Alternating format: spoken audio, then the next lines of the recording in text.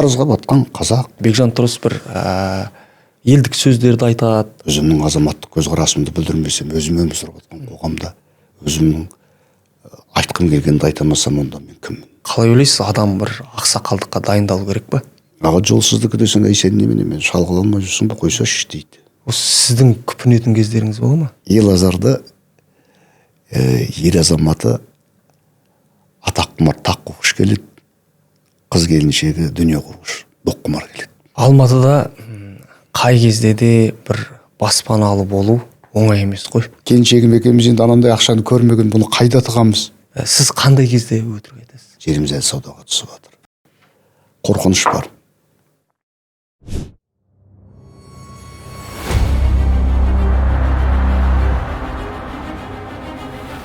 Қазақ жастары қажет қосымшасын ойлап шығарыпты.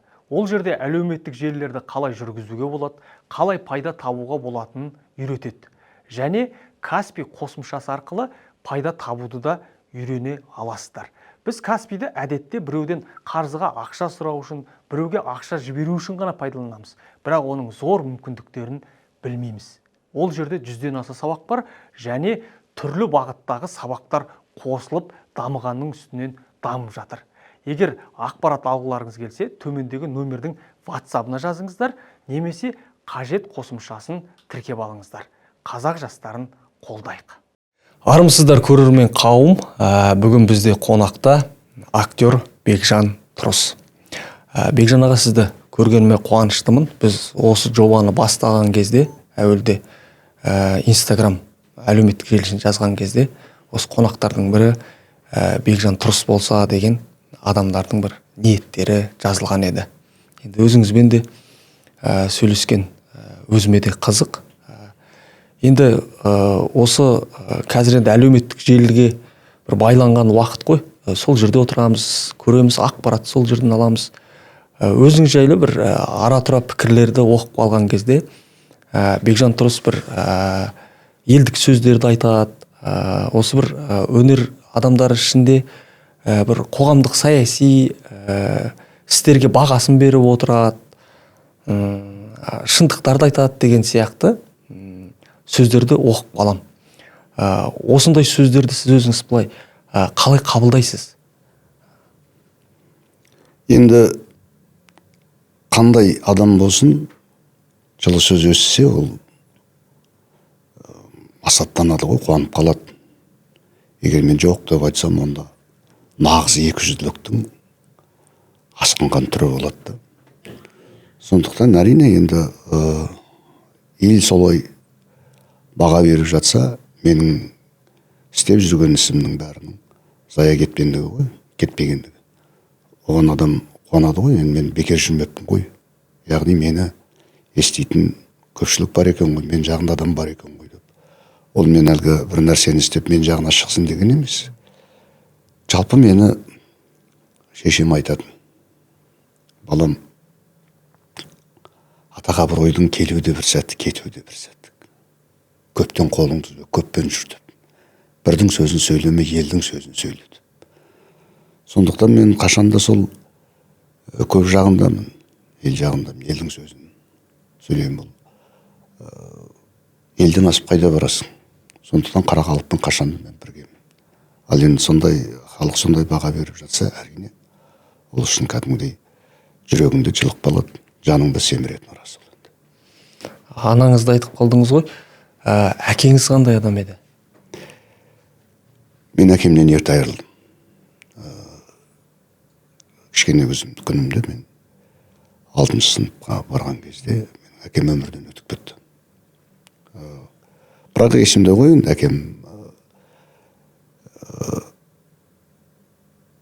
әкем жалпы балаларының бәрін қазақ қатаң тәртіппен өсірген кісі болатын. Оның бәріне енді қазір білмеймін, қазір сондай қазақы қатаң, сондай тәртіптің бәрін балалардың есіне жара салу деп жатады ғой, олай емес. Біз содан жаман болған жоқпыз. Әкем өткеннен кейін де менің ағаларым, енді бала болғаннан кейін тентектік жасайсың, бала балалығын жасайды. Сондай кезде ременмен талай таяқ жеген кезіміз бар. ол жақсы мағынада ғой, енді жақсы болсын деп. Сол сияқты әкем көз көрдім мен сол 6-шы сыныпқа дейін. Сол әкем мені жаңағы алғаш емес, енді екінші жеңгем түскен кезде соның жеңгеме тапсырып, мен сол кезде ойлайтын, менің әкемнің бір керемет сөзі ғой деп. Мына ән үйрет, домбыра үйрет мына балаға. Әнге әуес, күйге құмар бала жаны сұлу болып өседі деп. Соны әкем сөз шығарды деп жүретін, кейінде қарасақ ол Әуесовтың сөзі екен ғой. Енді сонда қарасам енді Әуесовті оқыған болып тұр ғой. Сөйтіп әкем жағы жеңгеме аманаттап, мен сол жеңгем өнерге баулыды ғой. Бірақ өзі жағы кейде бізде бір әңгүдік деген спектакль болды. Кезінде театрда өзі керемет спектакль болатын, білмеймін сол кезінде неге тоқтап қалды. Бір құрамда, актерлік құрамда өте жақсы еді. Ғазиз апам менің әйелімді ойнайды, орыс болып. Сонда мен көбінесе бір өзімнен кейінгенімнің бір сол өз сондай өмірді әңгүдік өз. Соның бір қылықтарын салам, соны бір ауырып қалатын жері бар. Менің әкем өзі сондай бір мазасыз болатын. Ауырса, ол жалпы әкем ба, бүкіл еркектер сондай ғой деймін өз. Еркелеу. Еркелеу ма, білмеймін, сол кезде анау ауырған кезде. Ой, жаным. Ой, өлетін болдым деп. Сол мен шешем, қойсаңшы, балалардың бәрін десе, енді қайтем, ой деп. Кейін соны мен жағы спектакльдер салатын, осы қайдағым қайқын тауып аласын дейтім. Сондай бір өзі, бір кішкентай бір ауырып қалса, бірақ мен білем, ол кісі нағыз еңбектің адамы болды. Қазір осы еңбек адамы деген әңгімелер шығып жатыр ғой. Нағыз еңбектің адамдары сол кезде болды. Бірақ еңбек адамдарды ол кезде онша қаншалықты бағаланғанын мен білмеймін. Колхоздың жұмысын істеді, қара жұмысын істеді.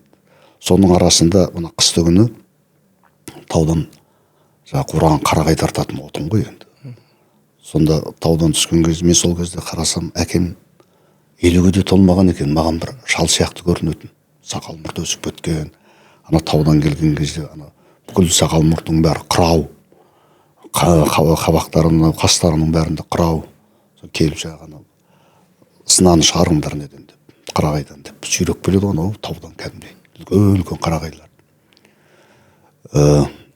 Сонда енді қарап отырып, сол әкеміз үйде отырған кезде, кішкентай кезіміз ғой енді, оншалықты бір ілеген жоқпыз.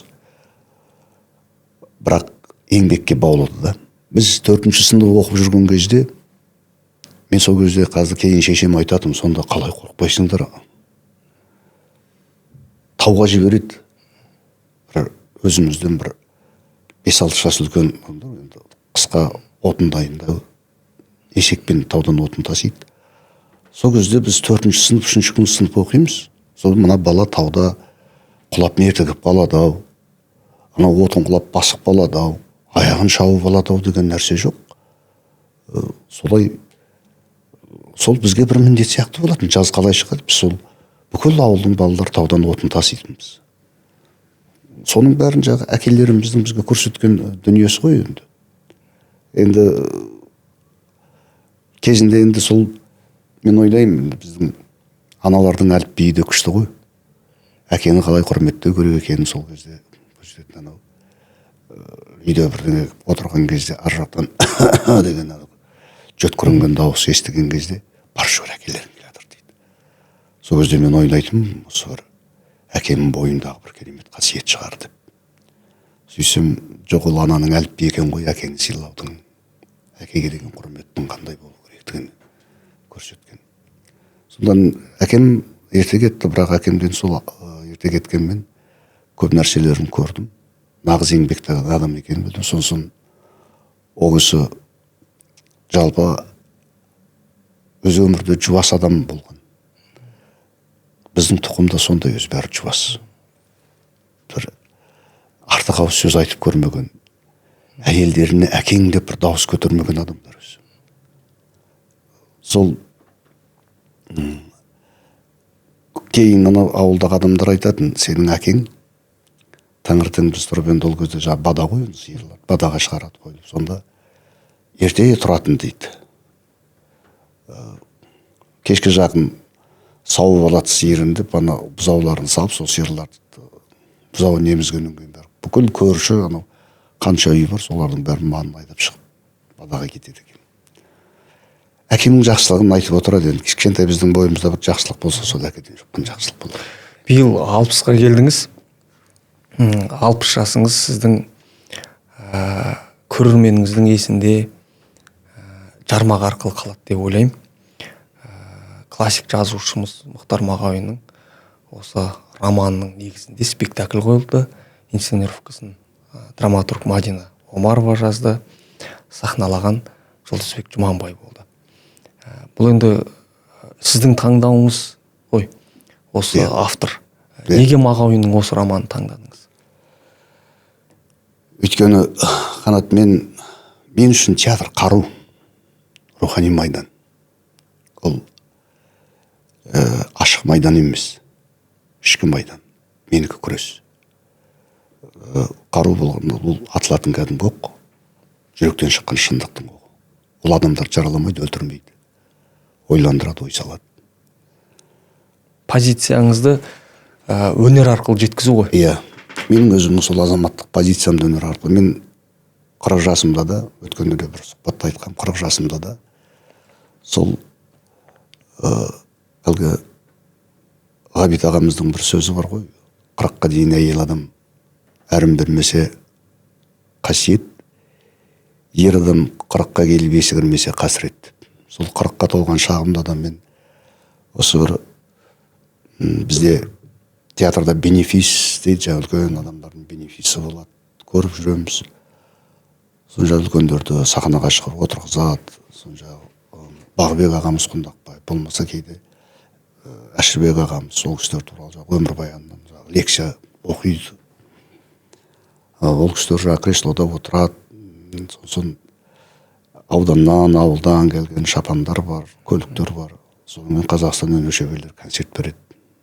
Сосын мен айтам, кейде Болат ағаға айтам ғой, Атабаевқа.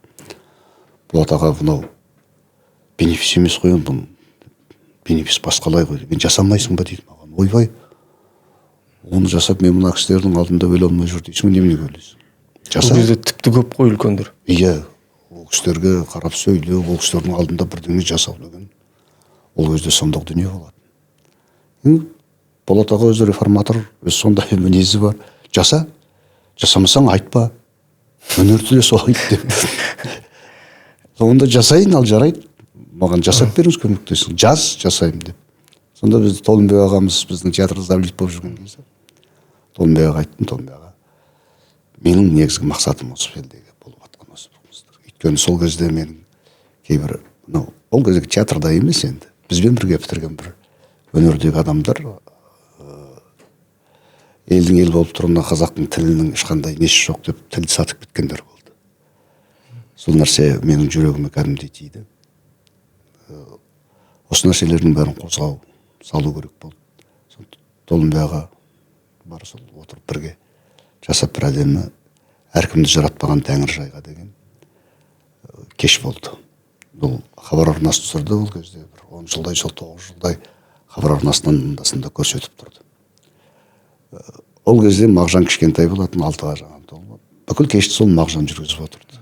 Болат ағам бәрін әдемі ойлап тапты, Мағжанға отыратын кішкентай дүниеден итке бір ұяшық жасайды ғой, сол сияқты сахна жасап берген, соның ішінде отырып. Бүкіл менің өмір баяныммен енді айтып, соның бәрін біріктіріп, ол кездері сол Мағжан екеуміз тіл туралы біраз дүниелер қозғағанбыз. Одан соң 50-ге толған кезде де өзің білесің, мынау бүкіл құндылықтардың бәрі жұтылып бара жатты. Соған қаратып енді мына рухани жаңғыру деген, ол сол біз руханида жаңғырудан бұрын сол дүниені жасаған екенбіз. Бақытқа айттым, бақыт, мен 50-ге толдым. 50-ге елді ойлап ет жүрегі езілмесе, онда менің азаматтығым кімге керек? Анау ғасырлардан бері жарғасып келе жатқан қазақы рух жұдырықтай жүректе тайдай тулап маза бермей жатыр. Осыны ұлым арқылы жеткізсек, ұлым саған айтам. Бақыт мына өте жақсы дүние екен деді, соны бақыт бастады, бірақ енді бақытты білесің ғой енді. Еркелеу ақын. Бастауын ұстай алмайсың. Анда кетіп қалады, мұнда кетіп қалады, соны ұстап алып, үйде байлап отырып, бойлап болғанда енді жақсы. Иә, жақсы болған. Сөйтіп отырып тудырған дүние болатын енді. Ол жерде менің өзімді бір күнделікке түртіп жүрген дүниелерім бар еді. Кешегі олармен бірге жүрген кезде айтқан сөздері бар. Солар.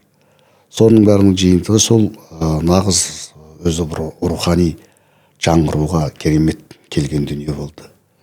Бірақ өкінішке қарай сол кезде енді бастары жақсы десе соны пайдалану керек еді. Керісінше біздің сол қойылымды көрсетпей қойды. Сол тұстағы недер. Ол жерде әрине қоғамдағы қазіргі құнсыздықтар туралы. Жеке адамның басына біз ешкімге тиіскен жоқпыз. Бірақ қарызға батқан қазақ, қоғамдағы болып жатқан дүниелер. Осы нәрсені қозғаған болатынбыз. Ол да сол кезде бір жұртты сілкіп алған жақсы бір қойылым болды. Эфирден көрсетпей қойды ма, әлде театрдан көрсетпей қойды ма? Эфирлер тіпті қашты түсіруге.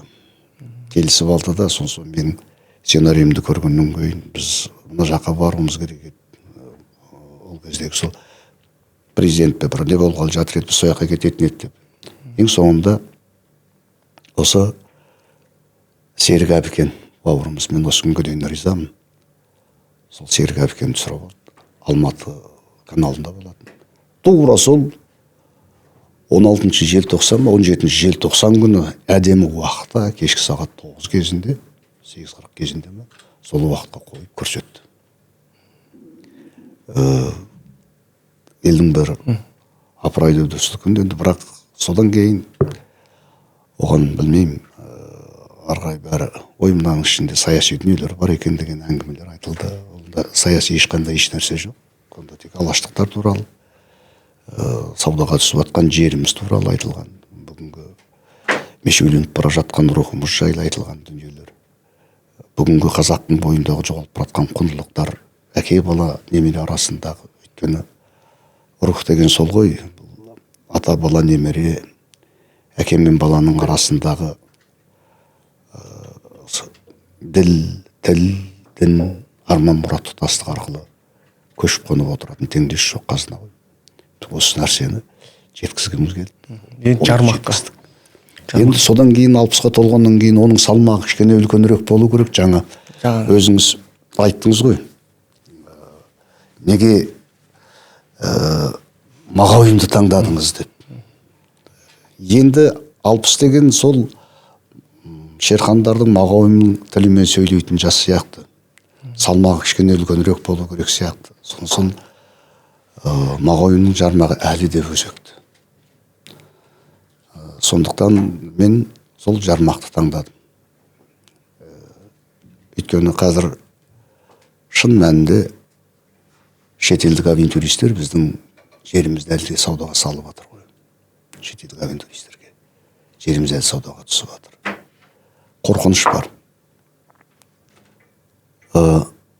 Сол Мұхтар ағамыздың сөзі бар өзі. Тұмар патшайым, көгілдір күмбезді көгі бар, бетегелі боздаламызды біз ешкімге бермейміз деді. Ал біз бердік дейді. Бердік.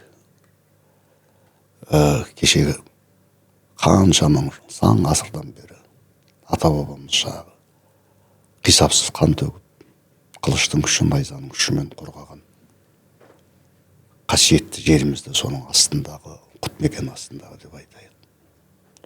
Қазынасымен жердің астындағы байлық, үстіндегі байлық, астындағы қазынасымен құда қазы сол кетіп отыр ғой.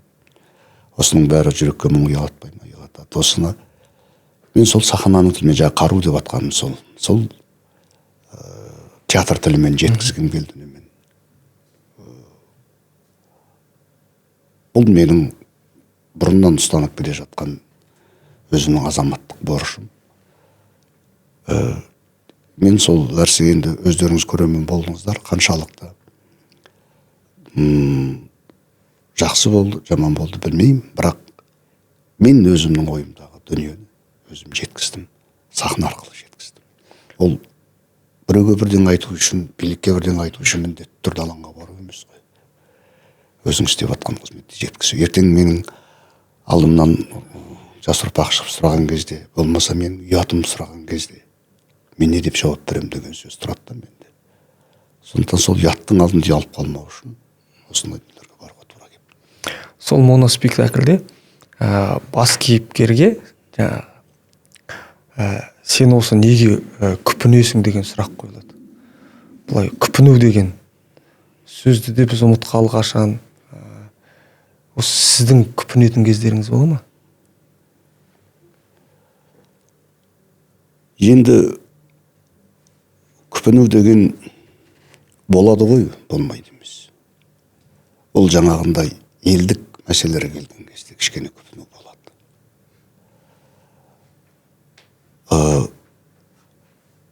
Ұлттың осы бір ұлағатын айта алмай жатады ғой кейде, бірақ ұлт деп көп сөйлейді, ұрандайды. Бірақ ұлт үшін сол беріп жатқан ештеңесі жоқ. Егер сен осы бір кейде біз қазір мынандай бізде бір дүние қалыптасқанда тек жақсы жағын ғана айту керек сияқты болып тұрады. Онда біз қалай дамимыз? Ұлтыңды жақсы көру, оның тек қана жақсы жағын көру емес қой. Керісінше ғой, оның әлсіз әлжуаз тұстарын көру. Қазір сондай әлсіз әлжуаз тұстары көп. Осындай кезде адам күпінеді. Неге күпінбеске? Сен осы неге күпінесің деген кезде, енді бұнымен түкте бітірмейсің ғой деген сияқты да сөз жатыр ғой артында. Иә. Осындай да бір көзқарастар қалыптасты. Бір нәрсе айтсаң сен түкте бітіре алмайсың ғой бәрібір сен. Ал айтқанда саған не болады деген сықылды бір. Иә. Ал сенің айтқаныңда не шығып жатыр? Неменеге асанғайлана бересің? Неге қорқыттың зары боласың осы дейді да. Айтпай қалсам енді ертең жаңа айттым ғой, ұрпақтың алдында мен жауап беруім керек қой. Сіздер жүрдіңіздер. Неге бір ауыз айтпадыңыз десе мен не деймін? Қалай жауап беремін? Иә, мен өнердің адам, мен саясаткер емеспін. Қазір көп осындай дүниені айтсаң сені саясаткер ретінде қабылдайды. Ол мен саясат емес қой, ол менің азаматтық борышым ғой. Осы елде осы сұрап атқаннан кейін мен өзімнің азаматтық көзқарасымды білдірмесем, өзім өмір сүріп жатқан қоғамда өзімнің айтқым келгенді айтамасам, онда мен кіммін? Көп адам сондай қазір өзі өмір сүріп жатқан қоғамда тып-тыныш еш нәрсені сен тимесең мен тиме деп өмір сүріп жатыр. Жаңағы осы қазір осы адамды кешіру қиын ба, әлде адамға сену қиын ба? Сенім деген адамның қанаты ғой.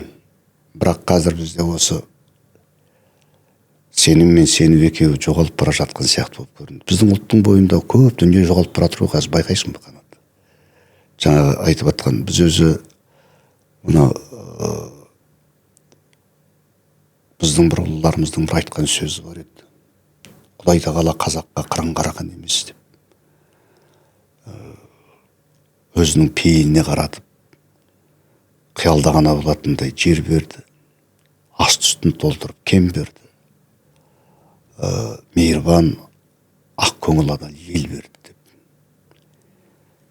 Ел болғаннан кейін елдің ішінде, көп ішінде бірді-екілі бір тентек болады, соған бола. Елді жамандап жататындар болады деп. Кейде шын ғой енді бір әлі бір 5 кітапты оқып, толық оқып бітірмеген 2 кітап деп айтайық. Адамдар жап-жас балалар халықты тобыр деп сөйлейді. Мен сондай кезде таңғаламын. Қазір ел бола алмай жүрген қанша халық бар. Халық тобыр деп айтуға оларға кім рұқсат берді? Ел деген қасиет, сондықтан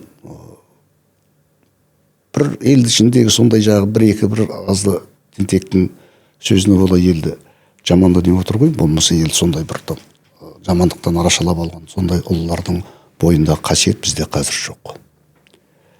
Жаңа сұрағыңыздың адамды кешіру қиын ба, әлде сену қиын ба? Кешірімді, қазір бірін-бірі сатқан ел қазір. Пенделер көп бірін-бірі сатқан. Сондықтан сенім азайып кеткен. Ол өзімізде де бар. Өйткені ең жаныңда жүрген жақын адамдарын сені сатып кеткен кезде ойланып қаласың. ал енді кешірімді бола білу керек қой. Бұл кешірімді болу деген ол екінің қолынан келмейді ау. Тек ауызбен ғана айтамыз да. Ол үшін кең жүрек керек. Ал сондай жүрек бізде бар ма? Бізде бір кейде осы бір кектену деген бар. Кектену көп та бір. Жек көруден басталады ғой кектену деген. Сол жек көруден кектену бола, сол кектену сондай жағында бір кешірімге бармайтын бір. Бізде қазіргі үлкен қалам ұстағанда басқа да салада жүрген адамдардың сондай бірін бірі көре алмай, кешіре алмай жүргенін көріп жүрміз ғой, соның куәсі болып жүрміз. Оның куәсі өзіңдесің, білесің. Соған қарағанда сол ұлттың бойындағы жаңағы біз айтып жатқан жаңағы ұлымыз айтып кеткен мейірбандық пен осы бір кешірім деген нәрсе жоғалып бара жатқан сияқты. Бұның бәрі ұлттың бойынан көшіп бара жатқан сияқты. Белгілі ғой, қазір салтымызға да құндылықтарымызға селкеу түсіп жатыр. Сондықтан өмірде енді айтамыз, кешірімді бола біл деп, кешіре біл деп. Кешірдім деп айтады, бірақ сырт айнала береді де, кешірдім деп айтқанмен бәрі қалып қалады екен мына жерде. Жұмсай қоймайым ау деп тұрады. Білмеймін енді қаншалықты. Енді өз басымды ғой, бір адам болғаннан кейде ренжітеді ғой енді. Өйткенде бір енді жаңағындай бір кектену, бір кешірмеймін деген нәрсе болған емес. Жаңа 60-қа келгеніңізді айтып отырмыз ғой аға. Қалай ойлайсыз, адам бір ақсақалдыққа дайындалу керек па? Әрине. Біз қазір осыдан ақсап жүрміз ғой. Ақсақалдың жоқтығынан. Енді қазір 70-тен асқан, 80-ге таяп қалған ағаларымызға аға жолсыздық десең, сен немене шалғыла алмай жүрсің ба, қойсашы дейді. Одан кейін ертең жастар сыйламай қойса, мен жастар сыйламады деп айтады. Баяғыда бізге Тоқпанов айтатын. Жастық өтті қош деген жоқ, қарттық жетті дос деген жоқ дейді. Қарттыққа жастықтан дайындалу керек дейді. Қартая білу де өнер дейді. Әлгі қазына болып қартаю бар, қазымыр болып қартаю бар дейді. Қазына болып қартаю үшін сол жастықтан дайындалу керек шығар. Маған кейде айтады ғой, сен жас кезінде шалды ойнақ қойдың, енді шал болғанда қандай шал боласың сен дейді. Мен сол кісілердің бойында қалыптасқан дүниені алып айтып мұра қылып келе жатырмын ғой, басқаларға үлгі болсын деп. Енді ары қарай білмейміз оны. Ол бізде жағы ақсақалдық емес, шал болудың өзінің салмағы үлкен ғой енді. Бізде қазір сол шал бола алмай жүргендердің өзі көп қой. Өзін сыйлата алмайды. Өйткені жаңағындай көп жерде бұғып қалады. Ақиқатты айтуға абырой дейтін баяғыда. Бірақ сол ақиқаттың алдында мұқаға ише айтқанда тағасы жоқ, байталдай тайғанақтап кетеді. Жеке бастың ісіне, ұлттың сөзін сөйлейтін жерде жеке бастың сөзін сөйлеп жүргендер бар. Осы нәрсені көрген кезде кейде мен бұрында да айтқан едім ғой енді. Егер бізде шын мәнінде сондай ақсақал қалыптасқан болса, кешегі қажыған халқымның қажымас серігі болар бір қарт табылатын еді ғой анау қаңтар кезінде деп. Сондай бір қарт табылмай қалды ғой. Тек дейді. Ал қазір бірақ біз мүлде басқа бағытта тәрбиеленіп келе жатыр. Қазір қарттарды тыңдамайды деген ой келеді. Өміріңізге әсер еткен кітап бар ма? Бар болса, ол қандай кітап? Өмірім әсер еткен демей ақ қойын, ұнататын кітаптар көп қой. Соның ішінде мен жас күнімде өзі осы Оралхан Бөкейдің Ата өресін оқыған кезде мен керемет қызғатым, сол кино қылып түсірсе ғой шіркін деп. Сондай мен енді дәл сол Ата өредегідей бір кітаптарды сондай барлық кітапты енді әсер аласың ғой. Анау маған соншалықты әсер етті. Мен соны тіпті киносын түсіргім келді. Ол кезде кішкентай кезім болатын. Шіркін-ай, осының киносын түсірсе ғой деп. Сондағы Оралханның сөздері қандай керемет. Кейбір сол Ата өрегі сөздер дәл қазірге келіп тұрған. Елазарда біз не болса деп бастай береді ғой, иә. Біз осы кіміз, менің балам Мағжан сол монологты өзі жақсы айтады. Анау сол Аталкөреде бір сөзі бар. Ел азарда ер азаматы атақ құмар тақ қуғыш келеді, қыз келіншегі дүние қуғыш доқ құмар келеді. Қазір өзі шын мәнінде де дүниені біз алға шығарып жүрдік қой, бәрінен. Адамдық денің бәрі артта қалды. Қазір алға дүние шығып кетті. Киноде қалдыңыз ғой. Енді сіз театрда ойнаған рөлдеріңіз аз емес. Бас рөлдер, негізгі рөлдер бар. Ал осы бір кинода сомдасам деген, жасасам деген бір образдарыңыз бар ма? Мен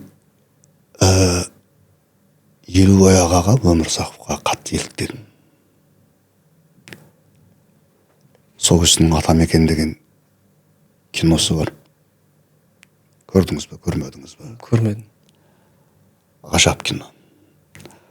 Сол кезде соғыстағы баласын іздейді. Анау сондағы Елубай ағаның енді бейнесі көз алдымда әлі күнге дейін тұр. Ана көп адамдар айтады ғой, жаңағы өтелмеген парызды Әнуар ағам 45 жасында осында ойнады. Анау енді Елубай ағаның енді сондай бір кезіндегі ол кезде кинолар нағыз кино еді ғой. Мен өзі арманым сол болатын. Бұрыннан сөйтіп айтатым. Дәл осындай бір киноға түсіп кетсем, мен басқа еш нәрсе армандамайтын едім деп. Сол сияқты тура сол бір қазақтың жанын беретін, жанын көрсететін бір кино болса, сондай. Әрине, неге түспеске, неге солай ойнамасқа, егер қолымнан келіп жатса.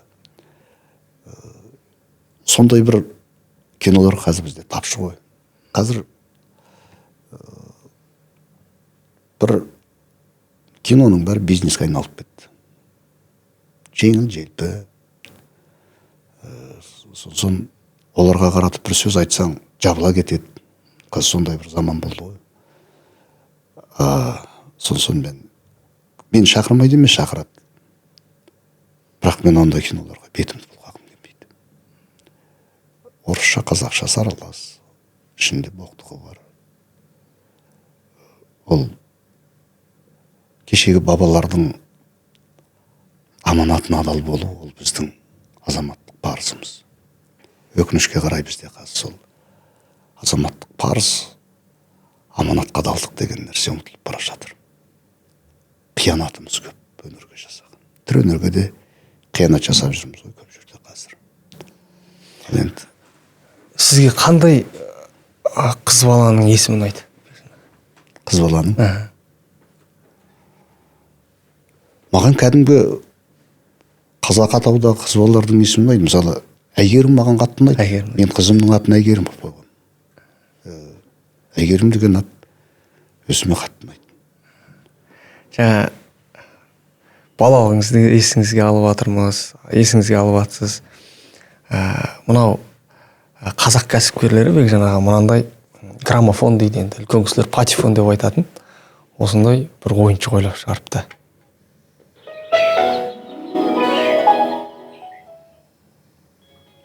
Ана тілім, менің ана тілім, қазақ тілі сенсің. Оралымды, ойлы, ғажап тілім сенсің. Жаңа бала деп аталады. Бұл жерде күй табақтар бар, тілашар бар, жаңылтпаш бар, күй бар. Осы бір баланы ойнатып отырып, қазақша тәрбиелеу. Осы бізге қонақ болып келген адамдарға осындай бір сыйлық жасайтынымыз бар. Енді бұйырса, сіз осы немереңізді осы Мағжанның балаларына бір ырымдап бір немере болсын деген. Әмин. Сондай бір ырым ретінде қазақ. Рахмет. Қабылдаңыз аға. Бәрекелді, рахмет. Қазақта сөз бар ғой, сыйлық қымбат емес, сыйлау қымбат деп. Сондықтан сый жасап атқан сендер қымбат болсыңдар. Мен осы жақында, Бекжан аға, бізде әкелер одағы деген қоғамдық ұйымның барын білдім. Енді түрлі ұйымдар ашылып жатыр ғой, бірақ соны таң қалдым. сонда бір мүшесімен сөйлескен кезде ол айтты, қазір балалар осы әкелер қазір балалардың бір тәрбиесінен сырт қалып жатыр. Мектепке жиналысқа барған кезде де тек аналар болады деп. Енді өзімізде де бала бар. Ойлап отырсам сөзінің жаны бар. Мен де бір баламның жиналысына барған кездерім кәдімгідей болмапты. Бір мәселе болып қалса бір енді барасың жаңағы әкесі ретінде. Былай қарағанда бір әке болудың оқуы да жоқ. Мамандықтарды алып жатамыз, түрлі инженер дейді, дәрігер дейді, актер дейді деген секілді. Осы әке мектебі қандай болу керек сіздіңше? Осы әке тәрбиесі, тәрбиелеу деген сөзде бір салмақ үлкен сөз ғой. Осы тұрғыда не айтар едіңіз? Мен енді жаңа бақсаң сөзім басында әкем туралы айтқан кезде мен айтып кеттім ғой. Солардың бәрінің әліпби анамыз болған деп. Өйткені қазақта сөз бар ғой, әлгі еркектің түзде деп, әйелді күйде деп. Сондықтан еркек көбінесе түзде жүреді. Отбасын асырау үшін. Әсіресе мына өнер адамдар, енді өнерпаздың еншісі ел ішінде ғой. Ондай кезде енді ол өз басымызда болған жиынына бар. Бірақ бір сәті түсіп қалған кезде әрине барғың келеді, сабағы қалай екен, тәртібі қалай екен деп. Бірақ мен бағанада айттым ғой, мен өзім кезінде бізде әкеміз қалай тәрбиелесе, мен балаларым солай тәрбиелегенмін өзі. Өткенде бақсаң мағжан тойда айтты ғой, мен қазақы қатаң тәртіппен өскен баламын деп. Тиятын жерде тиям. Қай жерде қалай сөйлеу керек екенді білдеймін. Ең бастысы тәрбие. Мынау біз қазақ өзі, ана Мұқағали айтады ғой, бабамнан қалған мұраты ізеттілік, арым соған қойған күзет тұрып дейді. Біз сол ізеттілік жолында күзетші болған халықпыз ғой. Үлкенді сыйлау, кішіге деген қамқорлық. Осының бәрі бізде отбасында, ол отбасындағы қазір көп нәрсе отбасындағы біз осы тәрбиені қалыптастыра алмай қалдық қой. Өйткені ешкімнің қазір уақыты жоқ. Бәрі жұмыста, балалар сыртта қалып. Сондықтан болар кейде сол балалар сондай қалғаннан кейін ба қазір қарасаңыз құмар ойын, нашақор балалар көбейіп кетті. Ал соның бәрі, сонысын бізде мынандай бір тағы не бар. Өзі кезіндегідей балалар тәрбиелеуге болмайды деп. Қазір балаларды еркіне жіберу керек. Балаға әй демесең, баяғыда аталарымыз айтатын. Тек тептен тегін тимаса, ертең кеш болады деп. Сол сияқты кезінде әлгі тек деп тиіп тастайтын аталар болды. Тәйт деп қыздарын түйіп жіберетін апалар болған. Бізде қазір ондай жоқ. Сонысын біреудің баласының кемшілігін көріп бірден айта алмайсың қазір. Баяғыда біздің әкелеріміз, аталарымызбен қоса басқа да көрші аталарымыз, әкелеріміз тәрбиелейтін ғой. Өйт көргенсіз. Не істеп тұрсың ей? Әкең саған осылай үйретті ме деп. Сонда әкеге сөз келмеу үшін, атаға сөз келмеу үшін, ал қазақта сөз бар ғой. Атаңа нәлет тегізбе, тегін итке жегізбе деген сөз бар. Сондықтан сол кісілерге сөз тиіп кетпесін. Ертең күнім қандай болады? Қамшының астына алады әкем деп. Ол кезде енді жаңа айтып отырмын ғой, бір теріс кездерімізді көрген кезде қамшымен осып жүрген кездері болды. Мен Мағжандар кезінде сондай болған. Мен енді бар қазақ қойбай балаңды қамшымен тәрбиеле деп жатқан жоқ. Сөйтіп айтып қойық. Иә. Әйтпесе мен білемін я бұл сөздің асарын. Ол кәдімгі қазақ қатаң тәртіп болу керек. Анау әкенің қабағынан қарап ұғатындай. Сондай тәртіп болмаса мен бір Астанада бір таныс адам балаларымды осы бір еврейлер сияқты тәрбиелейінші мен осы. Тиіспей сөйлемей деп сөйтіп анау тым ерке болып өсті. Қонаққа барған жерінің жағы бүлдіріп қайтады, телевизорын құлатады, бірдеңесін сындырады. Бала ғой енді ештеңе жоқ бүйтіп. Сол сөйтіп бір күні жаңағы үйде отырғанда көзіне шаншық тығып алыпты. Әкесінің. Көзі ағып түсе жаздаған кәдімгідей. Сонда ашуланған соң әкесі оңдыртпаған ғой баланы. Содан кейін менің балам дейді, моп мамақан айтқаннан шықпайды дейді. Сондықтан қазақтың өзіне тән өз қазақы тәрбие болады екен сол. Керек жерінде керек жерінде тыйып тастау керек екен баланы дейді. Керек жерінде қаталдық керек екен отбасында тәрбиеге дейді. Сол ғой енді анау балаларға тәрбие бақпасаң өзі бет алдына кетеді ғой жаңағы. Әлгі алаштықтардың сөзі бекер емес қой, кешегі Ахметтердің. Ұлды ұлша тәрбиелесең ұл болып өседі, құлша тәрбиелесең құл болып өседі. Алматыда қай кезде де бір баспаналы болу оңай емес қой. Бұл бір үйлі болу, бір өмірдегі бір үлкен бір ұмытылмайтын сәт. Алтынбек Сәрсенбайұлының сөзі бар еді. Бұл өмірге берілген жолдама дейді. Үйлі болу. Сіз алғаш осы баспаналы болған кезіңіз есіңізде ме? Я есімде, ол енді бұрындарда айтып жүрген, мына Шекспирдің өзі бір сөзі бар. Бір кейіпкерінің қай деді екен, басыңды баспанаң бұрмаса, басым бар деп айтуға ұялады екенсің деп. Сол сияқты осы баспана мәселесі осы күнге дейін бізде қазақта өте қиын ғой. Біздің кезімізде енді әйтеуір кезек деген болды, сол кезекте тұрып әйтеуір кезегіміз келетін шығар дейтін бір үміт болатын. Бірақ сенің алдындағы адамдарды жаңағы санын қараған кезде мынау қай кезде келеді бұл кезек деген сұрақ тұратын. Мен алғаш рет баспаналы болғанда маған Болат ағам алып берді. Атабаев. Иә.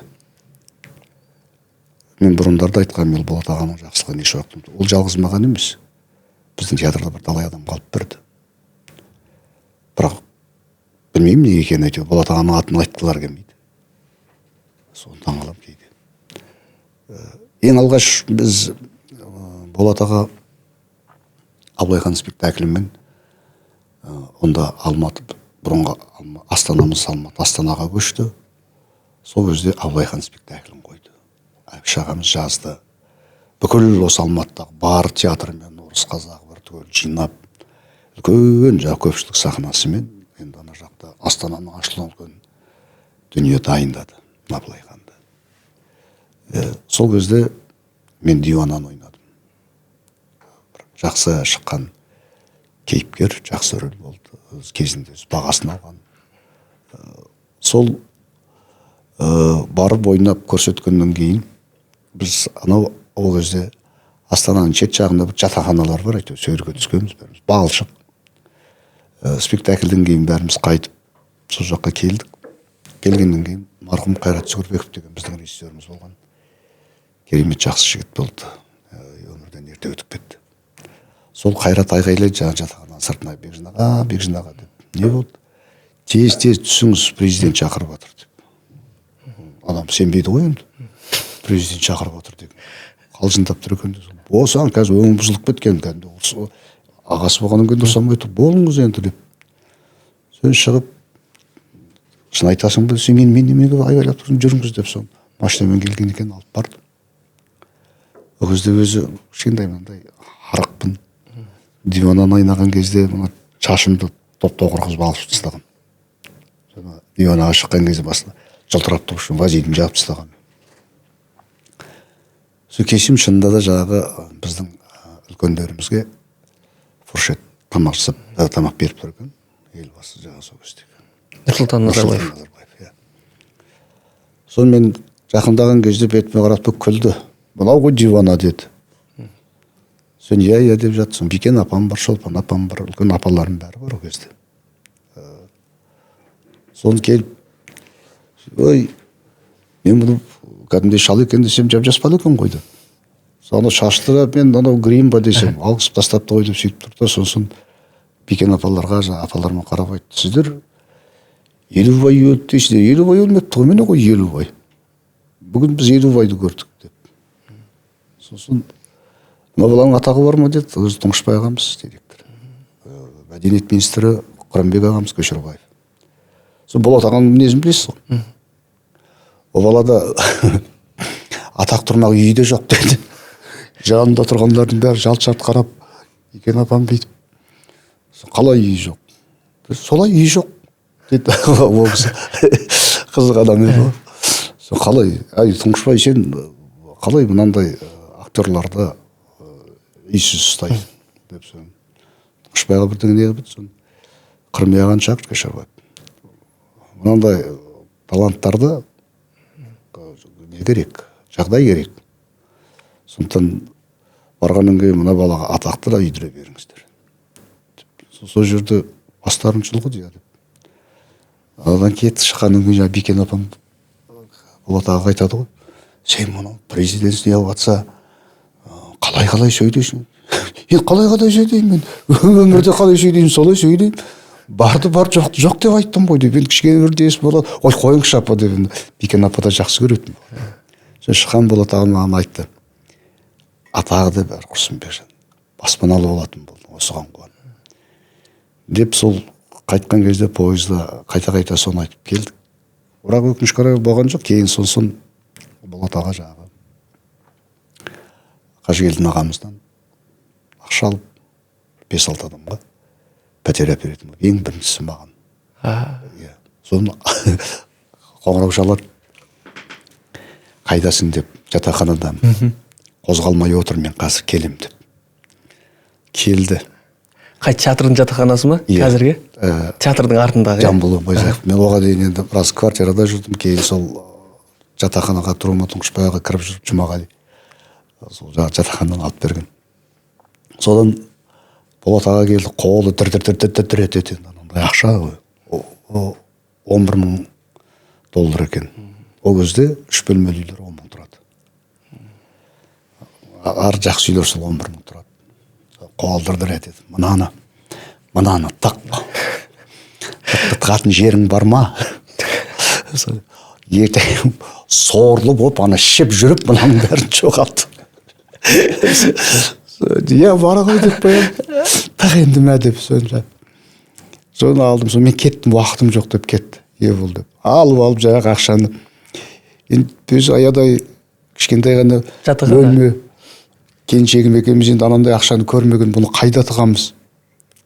Бір шкафымыз бар, шкафтың төбесіне шығарып, қой тауып алады бұл жерде. Сол бір қонақ келгенде төсейтін бір матрасымыз бар болатын. Ол матрасты тіліп, соның ішіне салдық. Сыртын тегіп қойып, қой біреу келгенде мынаны көріп қояды. Жатса біліп қояды. Қой деп, жаңа Болат ағам сөзі бар, ол қайта аманаттады. Содан біздің ауылдан шыққан бір үлкен кісі бар еді, үлкен қызметте болған. Сол кісіге звондадым, Абай деген ағамыз еді.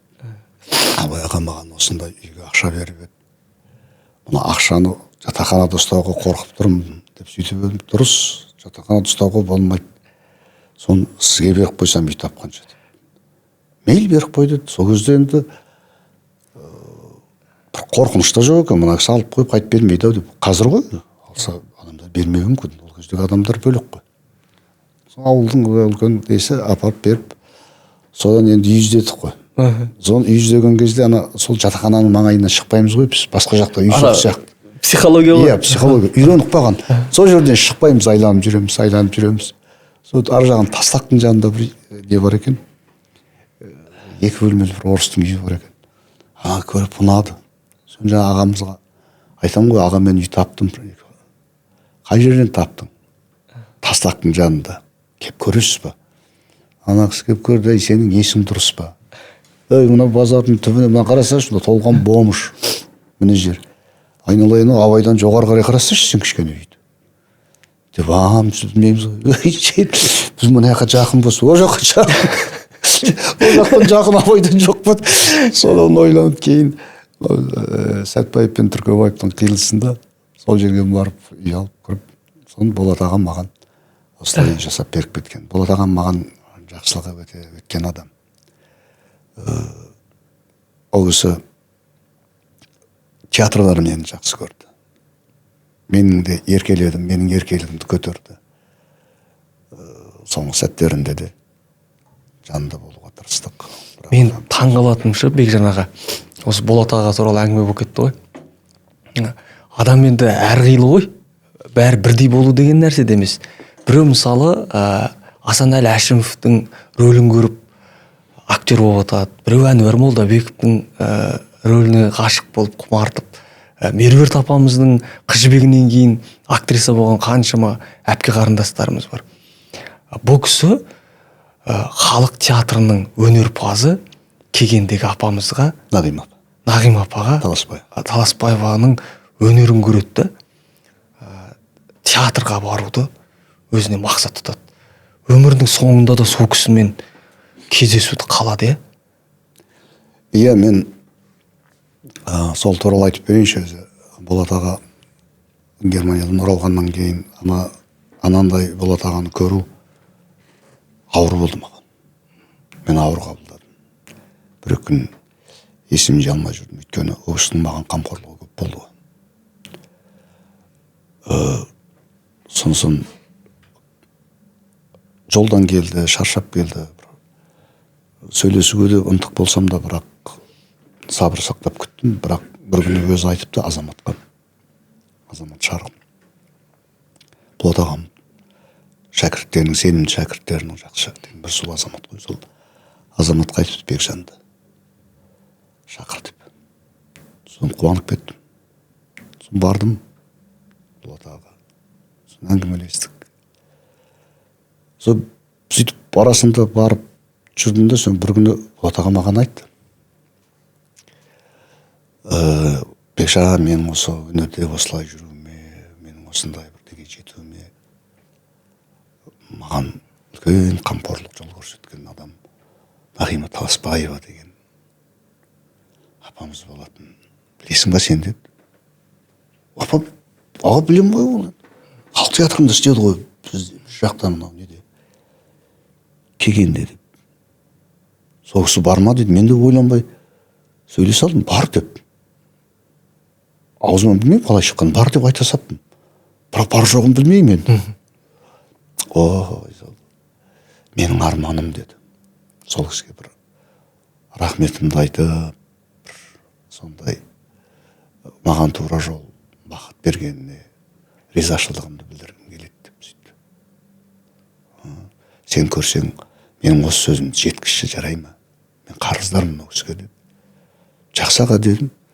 Сон ол жерде отырыс біткеннен кейін үйге келе жаттым да, мен шындымын ба, неге барды? Ол кісі бар ма жоқ па? Мен не білмеймін ғой деп.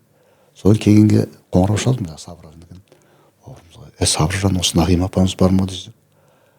Бекжан аға бар ғой Нағима апа. Бүкіл халық театры тараған кезде сол халық театрын таратпай ұстап қалған жалғыз сол кісі ғой. Қазір 80-де. 80-ден асып жатырмын дейді. Қойшы деп, бие. Ойбай, онда Сабыржан, мен сен маған ол кісінің телефонын берші, мен хабарласайын деп телефонын алып, соны Нағима апаға хабарластым. Болат аға осы бізге сәлем айтты деп. Иә, білем ғой, Болат әкесін де білем, шешесін де білем. Соны Болат ағам жағы жас күнде арттарынан қалмай жылап жүріп алатынын айтып күлді. Соны айналайын, иә. Соны айттым жағдай, шын осындай деп. Төйлеп ол кісі кәдімгі ар жағында өксік байқалып тұрды. Сөйтіп қойдық та, сосын ойладым, жоқ, бұлай істеуге болмайды, мен Болат ағаны апаруым керек, кездестіруім керек. Бірақ Болат ағам ана жаққа шыдай ма? Қалай болар екен деп, сосын жоқ, одан да мен Нағима апайды алып келген дұрыс болар деп, сосын қайтадан Нағима апайға звондадым, қоңырау шалдым. Сол Нағима апайға айтып едім. Нағима апай, Бекжан, мен анау етекке қарай қалай төмен түсем, мынау менің қаңғысым көтеріледі, тоқтамайды, дәрігерде көмектесе алмайды. Мен жете алмаймын да ол жаққа деді. Қабат деген ай деп.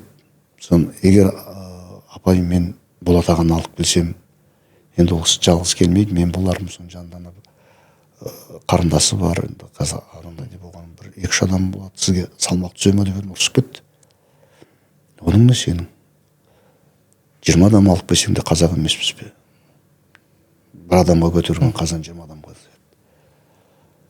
Кел алып, қуана күтем деді. Ой, жақсы болды ғой деп. Содан Болат ағаға содан кейін барып қоңырау шалдым. Болат аға, мен сізді Нағима апаймен апарып кездесіп қойшы деді. Иә, мен сөйлестім ол кісімен, ой, қандай Бекжан. Сонда мен қазір толқып тұрмын. Шын ба дейді, шын аға. Онда жарайды, біз барамыз деді. Сосын кейін ойландым мен. Ана жаққа барғанда қарындасы да танып айтқан аяққа барғанда ауырып қалмай ма? Тау азаматтар да айтты, енді қаңғысым көтеріліп тағы бір меп көтерме деп. Оны да ойлап қалай істесем екен деп. Содан бір кәсіпте жүрген бір таныс адам звондап қалды маған, қоңырау шалып. Соны әлгімен сөйлесіп бір әңгіме болып кетті, ол да сол Болат ағаны жақсы істей алатын. Сол әңгіме болып еді, осындай деп едім. Бекжан, қазір скорийлар бар ғой деді.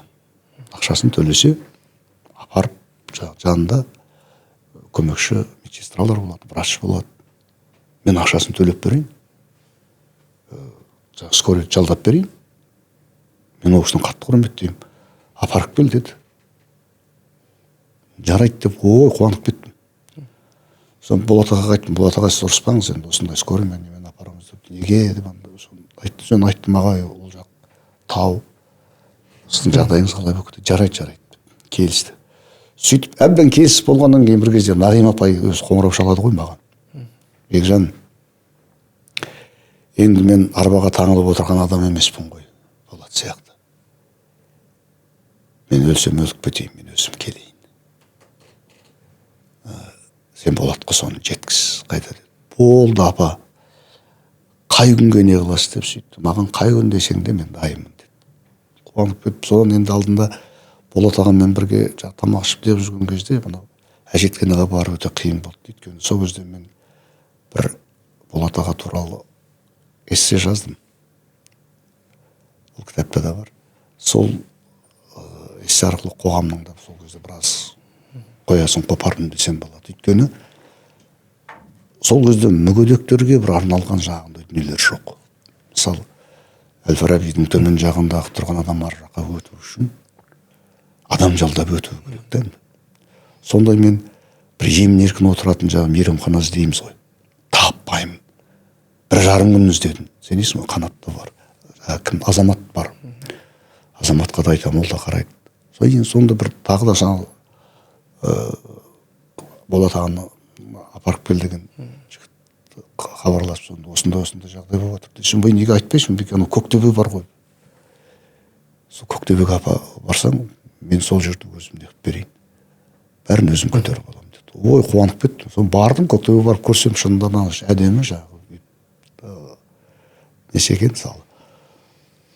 Содан бір шеті Қалтаймен жағы мынау Шыңғыс ағамыздың Көктөбеде кездесуі бар ғой. Тура сондағы дүние болды. Мен сонымен байланыстырып жаздым. Мұнда да сол ұстаз бен шәкірт. Мұнда да сондай тура бір, екеуінің сондай бір тең түскеніне мен өзім таң қалдым. Сосын бірақ Болат ағаға айттым, Болат аға, мен сіздің білемін мінезіңізді.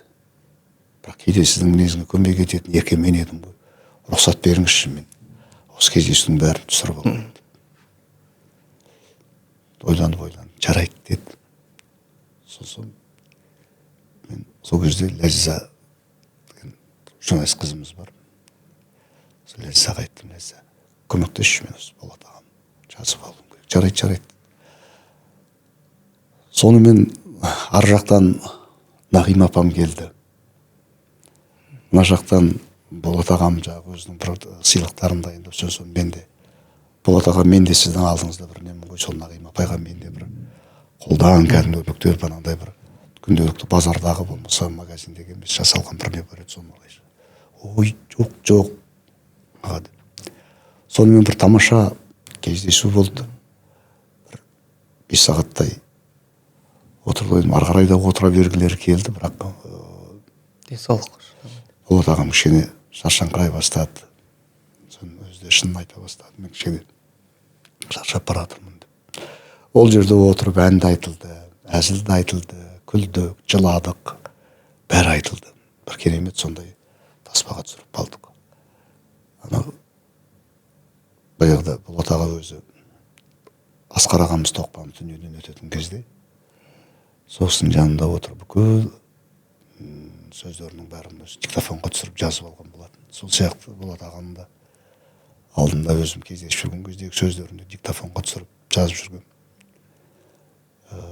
Соңында таспалап қалдық. Сол кейін бір жақсы дүние жасауға болады деп отырмыз. Бәрекелді. Аға, сіз қателеспесем, ауылыңызда мешіт салдыңыз. Мешіттің атын Шәкерім қажының атына берілді. Неге Шәкерім?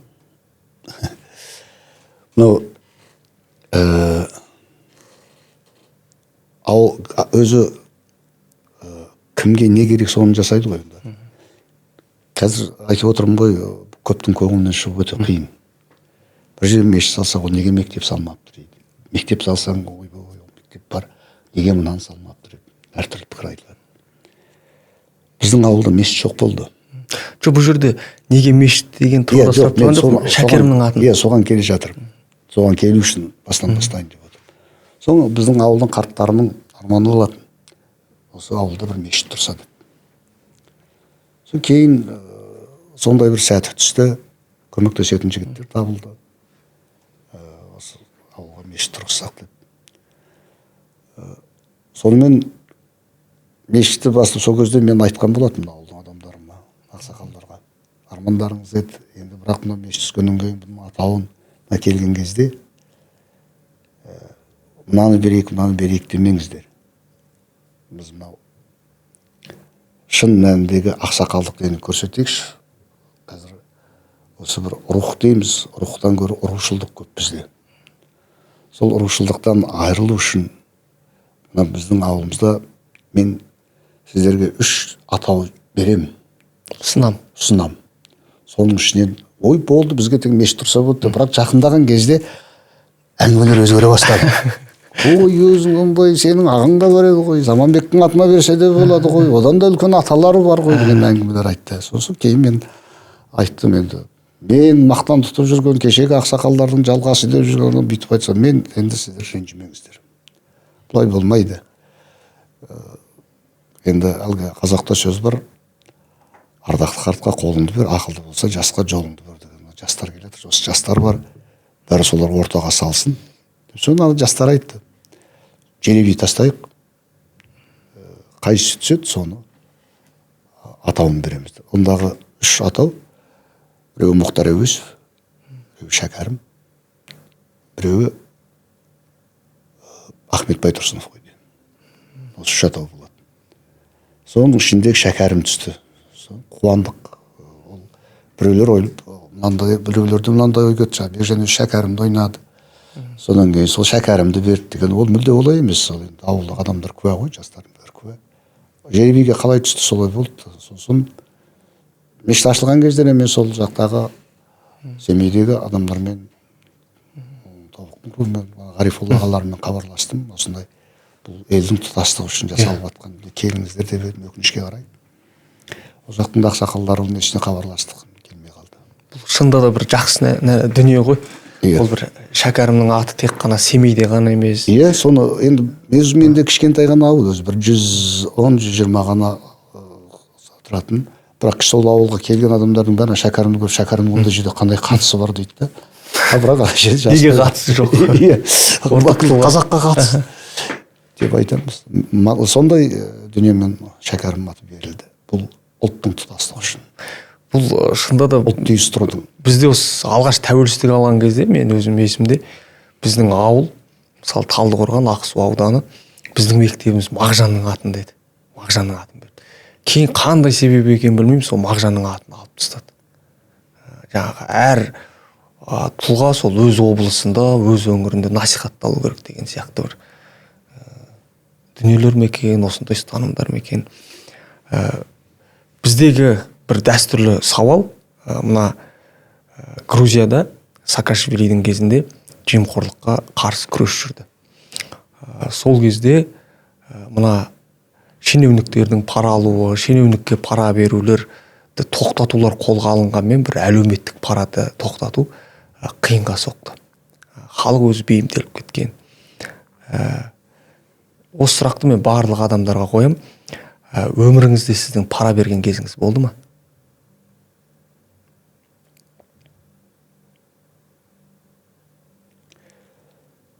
Мен енді жастау күнімізде майы қызметкеріне ұсталып, қолына бүйтіп теңге ұстатқанымыз болмаса, қазіргідей пара дейтін ол келе ме, келмей ме білмеймін. бірақ өзі соны тіленіп тұрғаннан кейін сондай беруге тура келді. Ол параға жатпайтын шығар, білмеймін мен. Егер ол параға жататын болса, онда пара берген болып саналады, мен пара берген болып.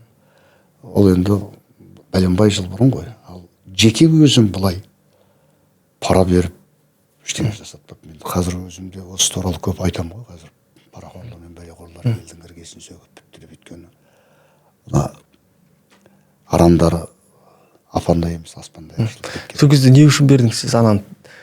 Алғысы келіп тұрған бір Менің жаңа құжатымды алып қоятын болып тұр ғой. Сол мен ары қарай баратын жеріме жетуім керек болатын, жол жүріп бара жатқам ұзақ сапарға. Сосын енді олардың да енді сол керек қылып тұрған болар, сол былай тоқтап беруге тура келетіндей жағдай болды. Онда адам болғаннан кейін адамның бойында өзінің туабытты қасиеттер болады, мақтан болады, қуанатын сәтің болады, өзіңмен бірге туған қасиеттер, қорқыныш деген сезім болады, кейін өсе келе өзіңе жапсырып алатындардан мінез болады. Ол енді бір адамның бір өтірік айтуы шығар. Адам өтірік айтатын сәттер болады. Сіз қандай кезде өтірік айтасыз? өтірік айтпадым деп айтсам, онда Өтірік болады. екіжүзділіктің нағыз арзан түрі болады да ол. Бірақ адамға да қоғамға да зияны жоқ өтіріктер айтқан шығармын. Кейде бір өнер адам болғаннан кейін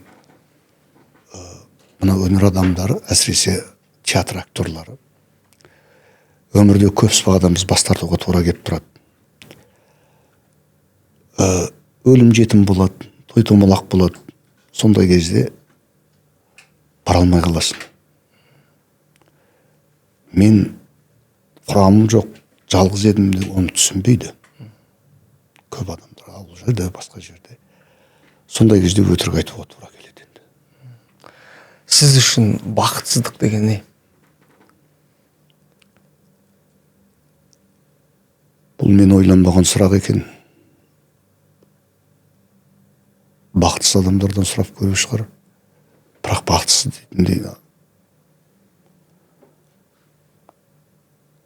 Өзім өмір, әлгі Мұқағалидың сөзі бар ғой. Тіршілік етіп жүргеннің бәрі бақыт. Мен тіршілік етіп жүргеннен кейін сол бақыт алайын. Бақытсыздық деген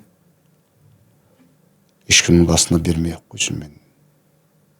Мен ойланбаппын мұндай сұраққа.